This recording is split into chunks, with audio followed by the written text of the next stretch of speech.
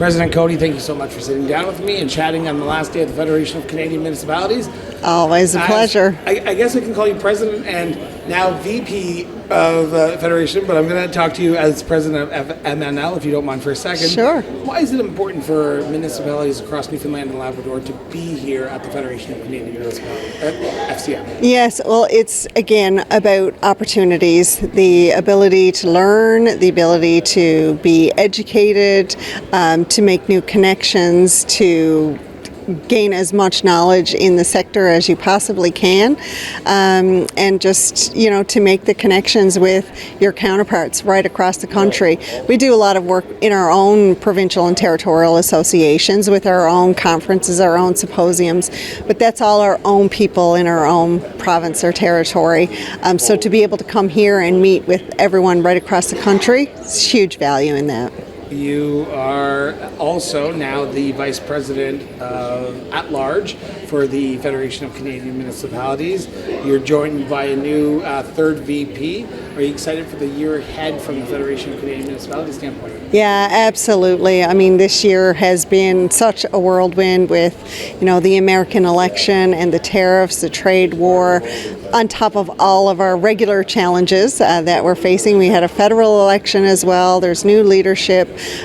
So, now we also have to continue to build on and form new relationships with new people that are in power and in different cabinet positions. So it's about, again, getting that familiarity back. We're lucky that, there's a lot of returning.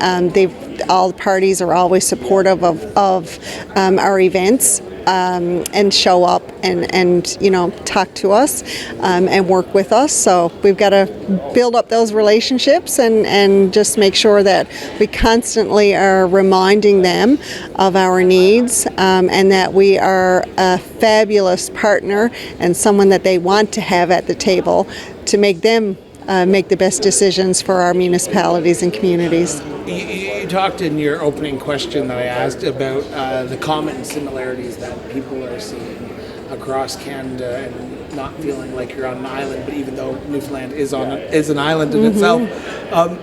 When you're here at the convention in your role as MNL president, but also just as a councillor as well, are you hearing the same issues that you're dealing with, or do you feel like there are unique issues only Newfoundland and Labrador is addressing, and you're like, oh, we don't feel like other municipalities are hearing what we're dealing with? There is a sense that our issues are unique, and to some extent, they're unique to our ability to address them and to help solve them, but they're not unique to the country either. I mean, we're all dealing with the issues of housing and homelessness, of mental health and addictions issues, infrastructure needs, the housing crisis, everything, the needs of our municipalities, the ability that we have only property tax and business tax to gain revenue from. We're all talking about a new fiscal framework, working with the federal government and our provincial governments to fund us better, to have plans in place that we're aware of when it comes to funding models or funding for infrastructure or capital projects. We just want to know in advance, give us a plan, have some structure, instead of always, playing the guessing game, trying to design our budgets about what we think is going to come, but never really knowing for sure, what is coming. So, yeah, that's, it's unique in the resources that we have in dealing with the issues from community to community, province to province, territory. But again, why it's so important to be here at these events, to hear and get the information on what did you do, how did you do it, how were you successful in this, why weren't you successful when you tried that, and it just saves us all some steps and some time in the long run. So we haven't chatted in a few months, but that would be a lie, probably in a few weeks since the last time you and I chatted. But the last time we chatted, you had a premier called Andrew Furey. Yes. And now you do not have a premier named Andrew Furey. So going a little bit local, from MNL's perspective, how has the relationship blossomed under the new premier? I know it's still early days, but have you had that first initial contact of setting up the agenda of what MNL's issues are? Yes, Premier Hogan has come out of the gate running, I will say that. We have had initial contact with the Premier's office. We have a meeting set up with him very soon, actually. He's continuing Premier Fury's work on the trade issues, and the Premier's roundtables are continuing.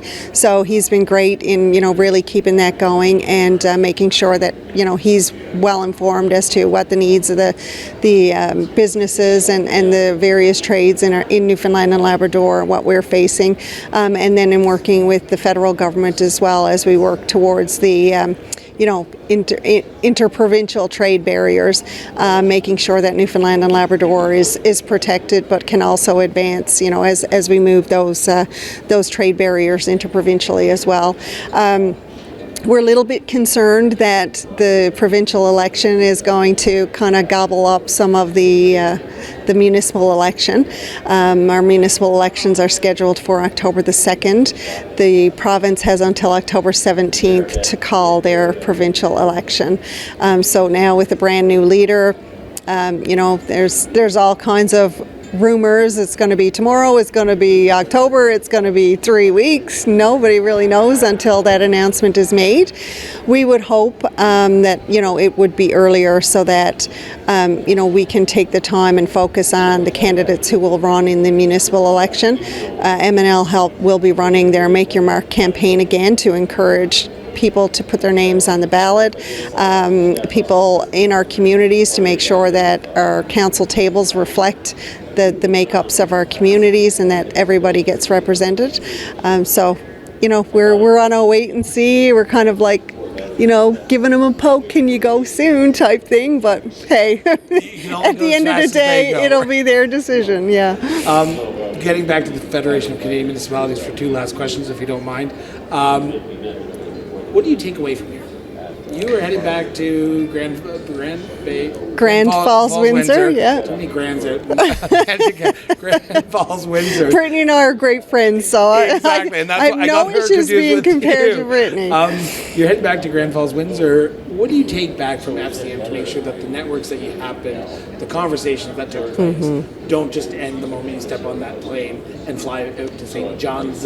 Yes, they really don't end. You leave here with a phone full of brand new contacts, new Facebook friends, new Instagram posts to like, and you get a bunch of swag from all these new businesses that you probably weren't familiar with who can provide services to your community. So you bring all that back, you share it with your counterparts, and you stay in touch.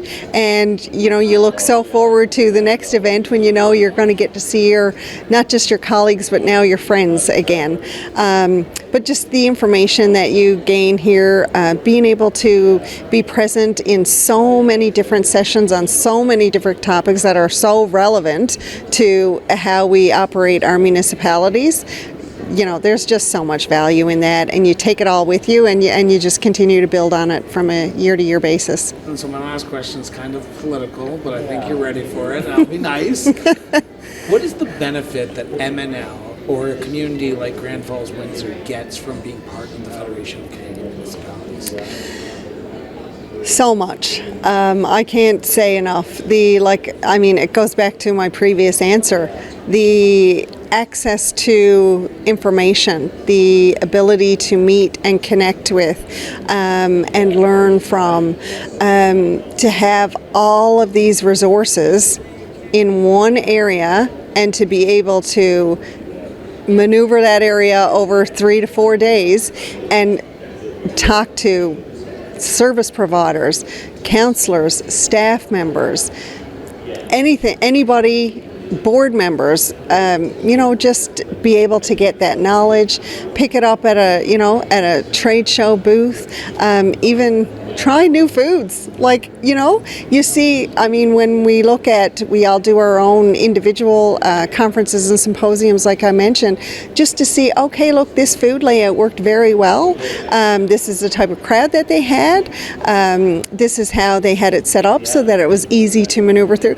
The little things like that you don't don't even understand how valuable that information is when you're planning your own events. So, you get the feedback from people, and you're sitting down, you're having your lunch, and you're talking about the great food, you're talking about the coffee is great, you're talking about what they did to improve their water and sewer system. It's just all encompassing, and those opportunities don't come easily, and they don't come often. So when you have an opportunity to be involved with an event like the FCM annual conference and AGM, then it's just so worthwhile. I would encourage anybody to at least attend one in their term of council.